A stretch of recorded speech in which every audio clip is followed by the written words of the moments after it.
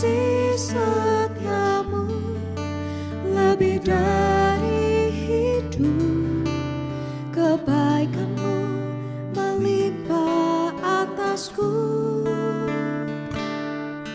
Jiwaku melekat kepadamu Tuhan, betapa ku merindukanmu. Sebab kasih setiamu lebih dari hidup, kebaikanmu melimpah atasku. Jiwaku melekat kepadamu Tuhan, betapa ku merindukanmu.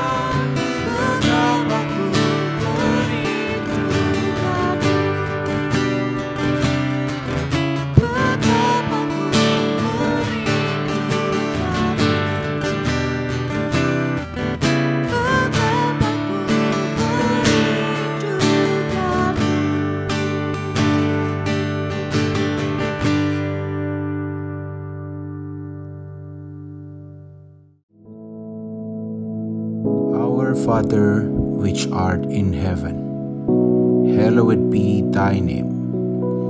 Thy kingdom come, thy will be done in earth as it is in heaven. Give us this day our daily bread, and forgive us our debts, as we forgive our debtors.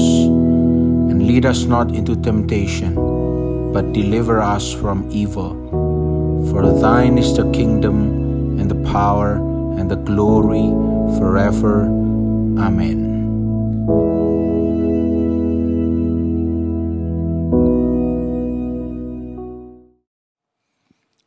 Haleluya, puji nama Tuhan. Yesus adalah Allah yang baik, yang penuh kasih. Dia Allah yang setia dan adil.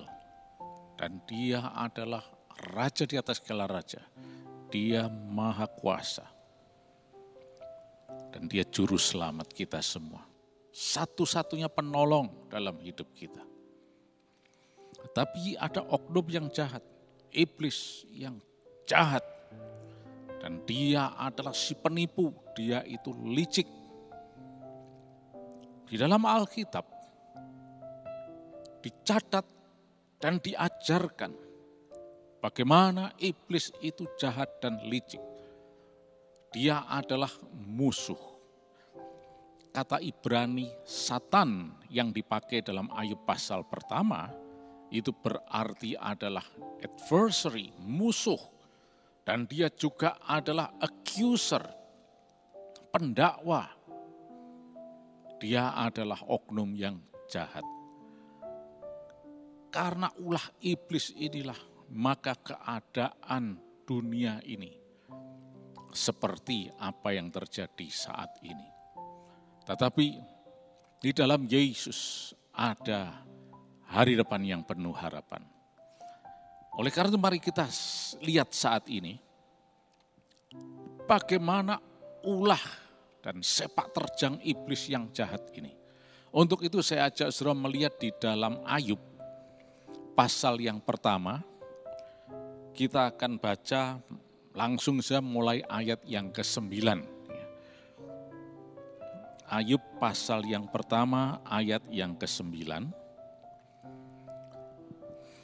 Lalu jawab iblis kepada Tuhan. Nah, sampai di sini dulu ya. Ini sebetulnya dalam bahasa Ibrani adalah Satan. Yang tadi sudah saya jelaskan artinya. Dan ini merupakan respon dari setan setelah dalam ayat-ayat sebelumnya Tuhan itu menyampaikan bagaimana dia itu sangat bangga dengan seorang yang bernama Ayub. Dari sejak ayat 1 kita lihat bahwa Ayub itu adalah seorang yang saleh, jujur, takut akan Allah dan menjauhi kejahatan. Di dalam bahasa Ibrani dia adalah seorang yang tam, yashar, yare, dan surmera. Dan Tuhan bangga kepada orang yang hidupnya takut akan Allah.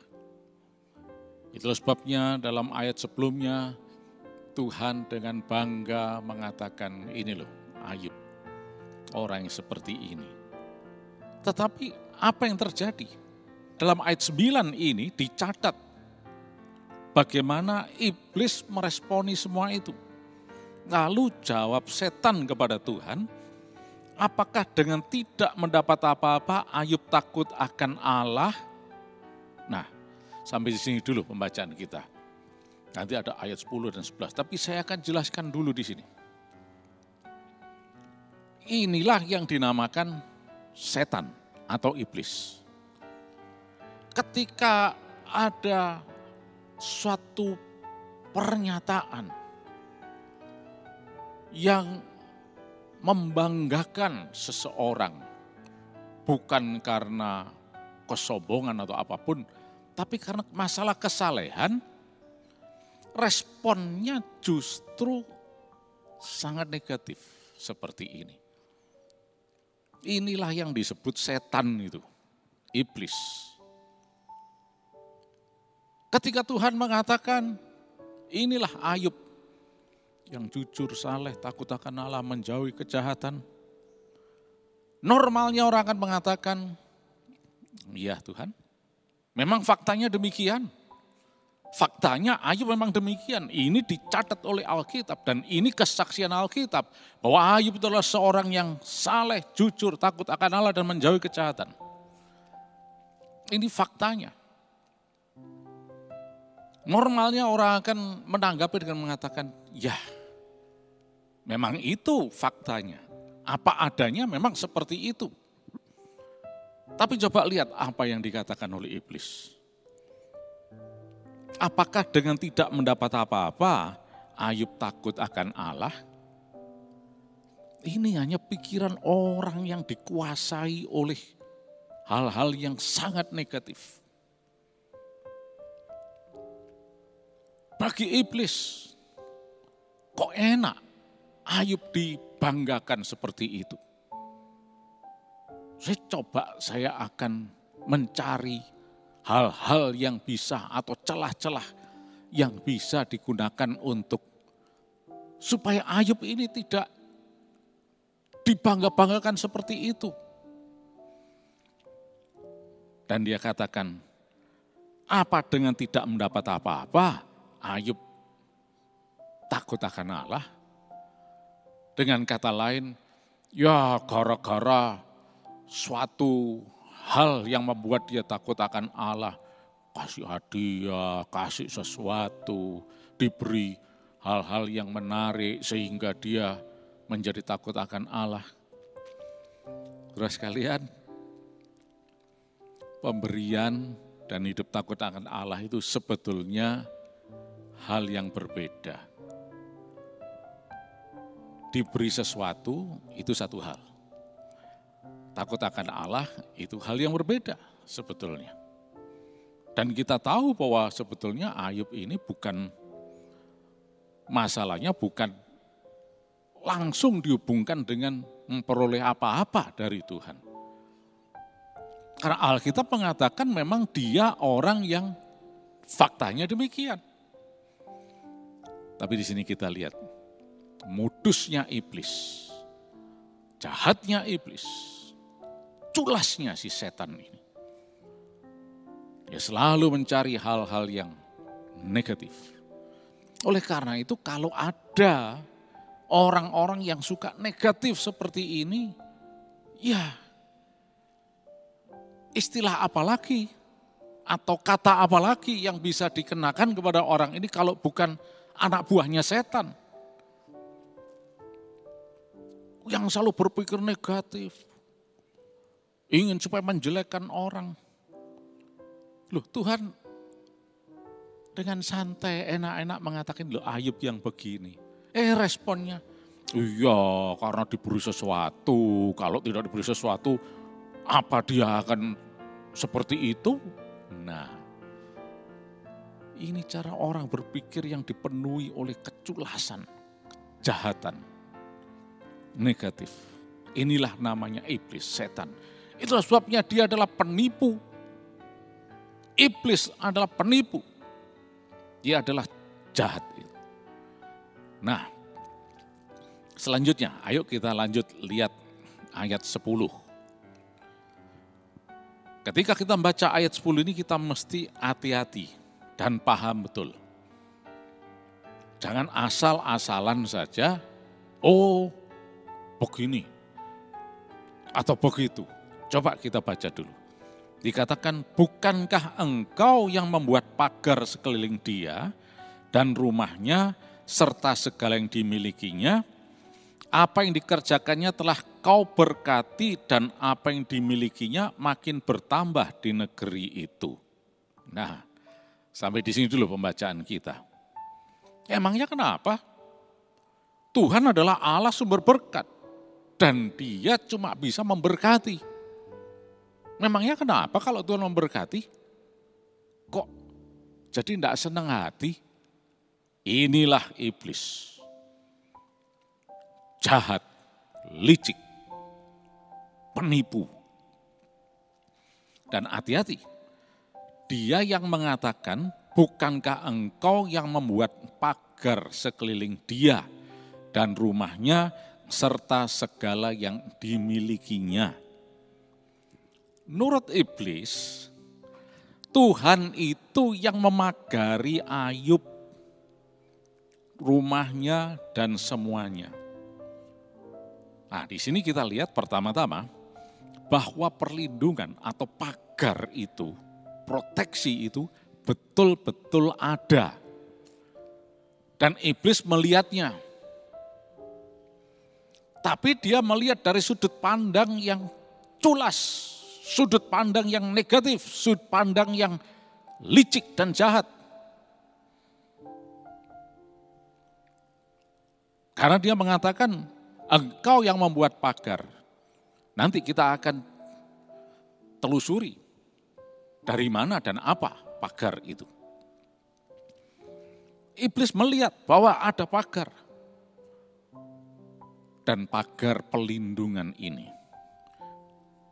itu membuat iblis tidak bisa menyentuh.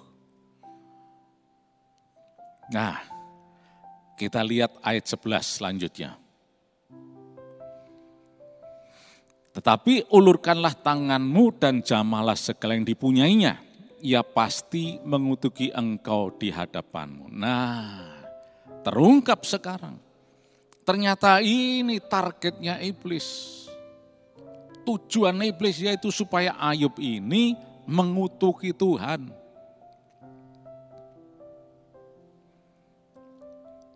Tadi dia melihat ada pagar, tidak berhasil masuk. Nah sekarang yang kedua, dia merayu Tuhan. Atau dengan kata lain juga menghasut Tuhan. Supaya mengulurkan tangan dan menjamah segala yang dipunyainya. Dengan demikian, Ayub diharapkan akan mengutuki Tuhan. Nah, ini yang perlu kita jelaskan. Bagaimana iblis itu licik dan jahat. Dia sudah menghasut Tuhan untuk mengulurkan tangan dan menjamah. Maksudnya apa? Ya biar Tuhan yang mengacak-acak, memporak-porandakan, menyengsara Ayub.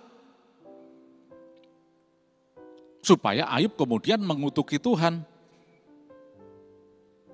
Nah, iblis tinggal sorak-sorai.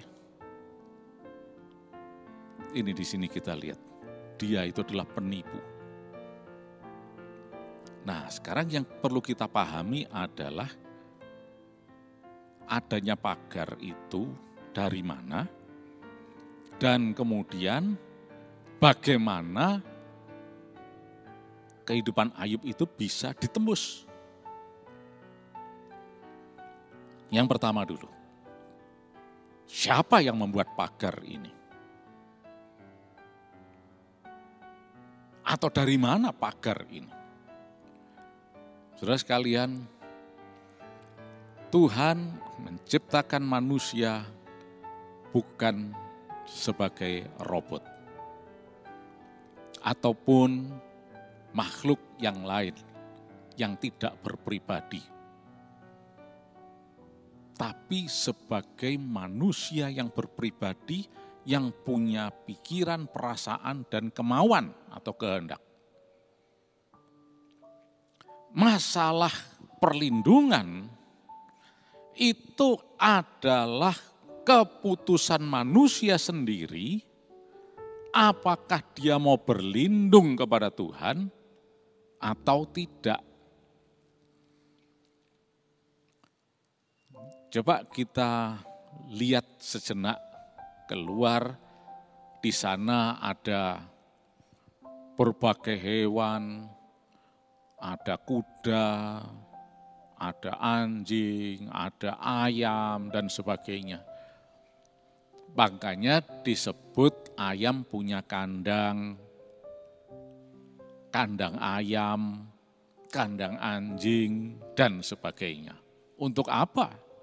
Supaya ayam ini tidak lepas atau anjing tidak hilang kemana-mana dan sebagainya, dibuatkan kandang. Dipagari supaya mereka tidak bisa pergi. Kuda juga begitu, ada pagarnya, kandangnya, dan sebagainya. Dan juga hewan yang lain, robot juga demikian. Karena mereka bukan pribadi. Berbeda dengan manusia tidak bisa diberi kandang.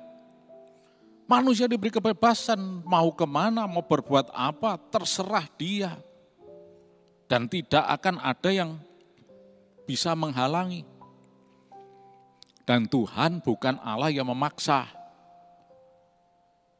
Alkitab tidak pernah mengajarkan bahwa Tuhan itu memaksa seseorang untuk dimasukkan di dalam, ya dalam kutip kandangnya ini. Dipagari. Sebab manusia sewaktu-waktu bisa protes. Ngapain sih Tuhan? Ngapain saya diletakkan di kandang seperti ini? Atau di lingkup atau pagar seperti ini? Enggak perlu Tuhan. Gua akan bisa sendiri. Gua akan bisa jaga diri sendiri dan seterusnya. Ini manusia. Tuhan tidak pernah, bahkan dicatat dalam Alkitab, tidak pernah dengan sengaja seperti ilustrasi tadi yang kita lihat. Begitu juga kalau misalnya kita punya mobil yang bagus, baru, atau sepeda motor dan sebagainya. Dibersihkan, kemudian ditutup, dibungkus, supaya tidak kena debu. Kadang-kadang pembungkusnya dari bahan yang semacam, yang plastik yang tidak bisa ditembus oleh debu, supaya tetap bersih. Mereka nggak bisa protes, karena mereka itu bukan pribadi. Tapi coba manusia, banyak sekali protesnya. Mendung kok katanya, loh kok mendung. Hujan kok katanya, loh kok hujan. Nanti panas kan, kok panas, kok enggak hujan. Nah, itu manusia pribadi, punya pikiran, perasaan, kehendak, punya kemauan sendiri. Dan Allah menciptakan manusia segambar serupa Dia. Allah adalah Allah yang berpribadi dan Dia tidak pernah memaksa manusia. Tapi Allah menyediakan perlindungan. Allah yang menyediakan baik itu berupa pagar atau apapun perlindungan. Manusia sendiri yang memutuskan untuk mau masuk dalam perlindungan Tuhan atau tidak. Nah, iblis tidak menjelaskan seperti ini. Tapi dia coba menipu. Memang ada terlihat perlindungan atau pagar. Kata iblis, Tuhan yang membuat pagar itu. Padahal dalam kebenarannya, Alkitab mengatakan, bukan Tuhan yang sengaja memagari Ayub. Tuhan menyediakan perlindungan dan Ayub sendiri yang seharusnya masuk ke dalamnya. Sebab kalau Tuhan yang memagari, dan nanti kalau kita baca selanjutnya, kenyataan bahwa ternyata pagarnya bisa ditembus oleh iblis dengan berbagai macam malapetaka yang terjadi. Tanda tanya sekarang, apakah pagar Tuhan itu kurang canggih sehingga bisa ditembus oleh iblis? Oh bukan. Perlindungan Tuhan tidak bisa ditembus oleh apapun. Satu-satunya adalah ketika manusia membuka celah atau keluar dari perlindungan Tuhan. Pada saat itulah dia akan diterkam oleh iblis ini. Jadi saudara sekalian, ketika kita baca ayat 9, 10, kita lihat penuh dengan tipu daya. Iblis itu adalah penipu. Lagi pula ayat 11 tadi, kita lihat Tuhan dihasut untuk menjamah Ayub supaya Ayub mengutuki Tuhan. Jahat sekali. Padahal Tuhan adalah Allah yang baik, Dia bukan penyengsara. Kapan di dalam Alkitab pernah dicantumkan bahwa Allah menyengsara manusia? Tidak ada. Justru Allah itu yang berkorban mengambil alih kesengsaraan manusia, sakit penyakit manusia. Dan menanggungnya di atas kayu salib ketika Yesus disalibkan. Supaya yang mau percaya kepada Yesus disembuhkan dan dibebaskan dari segala kesengsaraan yang dialaminya. Semuanya sudah ditanggung oleh Yesus. Oleh karena itu saudara sekalian, dari ayat 9, 10, 11 kita harus mengerti siapa yang ngomong itu. Ini adalah konsepnya setan, ucapannya iblis tadi. yang penuh dengan tipu daya. Dan kita mesti hati-hati. Tapi puji syukur ketika kita mengenal kebenaran bahwa Allah adalah Allah yang baik. Kita tahu persis, oh ini triknya iblis ini. Masalah kemudian kita lihat dalam kisah Ayub ini, Ayub mengalami kesulitan dan sebagainya, itu lain cerita nanti. Itu bisa kita bahas. Bagaimana Ayub membuka celah dan seterusnya. Tapi yang jelas prinsip ini jelas bagi kita. Bahwa Allah adalah Allah yang baik. Dia adalah tempat perlindungan bagi kita. Kubu pertahanan, gunung, batu dan seterusnya. Perisai bagi kita. Ada banyak di dalam Alkitab diungkapkan sedemikian. Kitalah yang mau masuk dalam perlindungan, mengenakan perisai, berlindung di balik gunung batu. Bukan gunung batu yang mendatangi kita, tapi kita yang berlindung di dalam pagar perlindungan Tuhan. Nah, iblis akan gigit jari. Itulah sebabnya iblis berusaha memutar balik dengan berbagai macam tipu daya. Dengan demikian jelas, kita tahu bahwa iblis adalah penipu yang jahat. Iblis sudah dikalahkan oleh Yesus. 2000 tahun yang lalu, iblis sudah dikalahkan oleh Yesus ketika dia naik ke atas kayu salib. Maut sudah dikalahkan. Oleh karena itu percayalah kepada Yesus, Dialah yang baik. Mujizatnya tetap berlangsung sampai hari ini. Puji nama Tuhan. Terima kasih Tuhan, Kau Allah yang baik untuk kami. Roh Kudus pimpin kami agar kami selalu waspada. Dan kami tidak mau ditipu oleh iblis. Dan iblis tidak bisa menyentuh kami. Bahkan di dalam nama Yesus, kami hancurkan setiap pekerjaan-pekerjaan iblis. Kami berkemenangan dalam nama Yesus. Hari depan kami penuh harapan. Kami sehat dalam nama Yesus. Dan berkat Allah dicurahkan dalam kehidupan kami. Terima kasih Tuhan. Di dalam nama Tuhan Yesus Kristus. Kuasa darah Yesus melindungi kami semuanya. Dan tidak ada virus corona atau apapun yang bisa menyentuh kami. Kami semua sehat dalam nama Yesus Kristus. Amin.